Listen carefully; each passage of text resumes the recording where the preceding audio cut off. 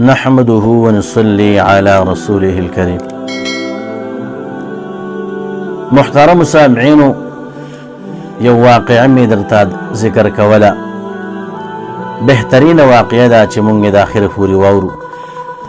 یو واری حضرت موسی علیه السلام عرض کوي چې الله پاکه ته دا انسان پیدا کې ولی چې بیا وفات کې، چې انسان ته کله وفات کې زندگی بیا ختمې نو بیا پیدا کې سله.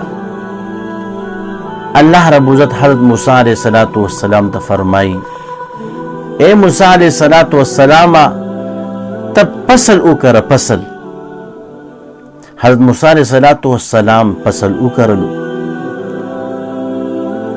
سو خوشو فصل راغر شو، لوی شو، تر دې پورې چې پوخم شو. نو حضرت موسی علیه السلام اوس فصل کټ کړي.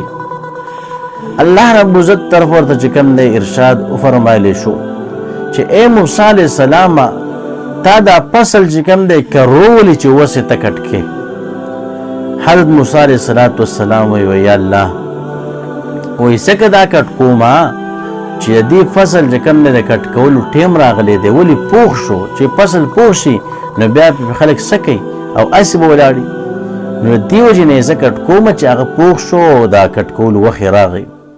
نو الله رب عزت ورته وفرمایل وایي دغه رنګې انسان ما پیدا کړی یو ځای پیدا کومه چې کله د هغې د ژوند هغه فصل پوره شي او پوخ شي یعنې زندګي، نو زه بیا کټ کومه یعنې زه هغه ختموم وفات کومه، زندگی بیا د هغې ختمېږي. نو په دغه لحاظ سره د حضرت موسی علیه السلام ته چې کوم دی هغه ته فتح ولګېدله.